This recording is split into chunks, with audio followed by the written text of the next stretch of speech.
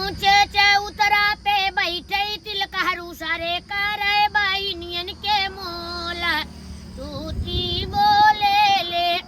बड़की का मांगे 5 रुपया बड़की के मांगे 5 रुपया छोटकी के करे अनमोल तूती बोले ले तोरी बोलिया सुने कोतवाल तूती बोले ले अगुआ का बहिनी घूमे बजरिया अगुआ के बहिनी घूमे बजरिया उनके लाई भागा लेड़िया वासियारा चने के खेत में बड़ी मजा आवे चने के खेत में बड़ी मजा आवे चने के खेत में फुलबरतियन का बहिनी घूमे बजरिया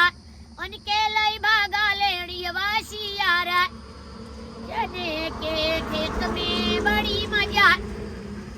आवे चने के खेत में अरे चला देखी आई गोरखपुर सहजनवा के डिग्री कॉलेज चला देखी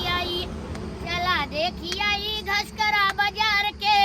इंटर कॉलेज चला देखी आई अरे दुल्हा के बहिनी ना पाड़े में तेज न पढ़ावे में तेज दुल्हा के बहिनी ना पाड़े में तेज न पढ़ावे में तेज अरे कुल घराती लावंडन के पटावे में तेज चला देखी आई गोरखपुर का डिग्री कॉलेज चला देखी आई जौनपुर का टीडी कॉलेज चला देखी आई अरे अगुआ के बहिनी ना पढ़े में तेज न पढ़ावे में तेज अरे कुल घराती लावंडर के पटावे में तेज चला देखी आई जौनपुर के टीडी कॉलेज चला देखी आई दुल्हा सारे काहे रोवेला अपन बहिन खोजेला दुल्हा काहे रोवेला अपन बहिन खोजेला तोहर बहिनी छिनारे रानी घसकरा बाजार नौआ लेके भागल रहला खरिया नवा में नौआ लेके भागल रहल खरिया नवा में दुल्हा साले अइला लेट खैबा पीठिया पे बेट दुल्हा साले अइला लेट खैबा पीठिया पे बेट